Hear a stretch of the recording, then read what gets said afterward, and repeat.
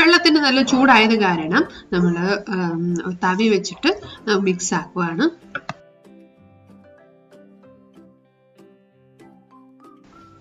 കുറേശ്ശെ വെള്ളം ഒഴിച്ചിട്ട് ഇതുപോലെ വെള്ളം കൂടി പോകാതെ കുറച്ച് കട്ടിയിൽ ഒന്ന് കുഴച്ചെടുക്കാം. നമുക്കിത് മാറ്റി വയ്ക്കാം. ഇനി നമുക്ക് സ്റ്റഫിംഗ് ഒന്ന് തയ്യാറാക്കാം. ഒരു പാൻ ഗ്യാസിൽ വെച്ചിരിക്കുകയാണ്. അത് ചൂടാവുമ്പോഴേക്കും ഇതിലേക്ക് അരമുറി തേങ്ങ നമുക്ക് ചിരകിയത് ഇട്ട് കൊടുക്കാം. ഇതിലേക്ക് നമുക്ക് 1 സ്പൂൺ നെയ്യും കൂടെ ഒഴിച്ചു കൊടുക്കാം. തേങ്ങയിലേക്ക് മധുരത്തിന് ആവശ്യമായിട്ടുള്ള ശർക്കര ചീകിയത് ഇട്ട് കൊടുക്കാം. ഒരുണ്ട ശർക്കരയുടെ പകുതിയാണ് നമ്മളിപ്പോൾ ചേർക്കുന്നത്. നല്ലതായിട്ട് മധുരം വേണ്ടുന്നവരാണെങ്കിൽ കുറച്ചുകൂടെ ചേർക്കണം.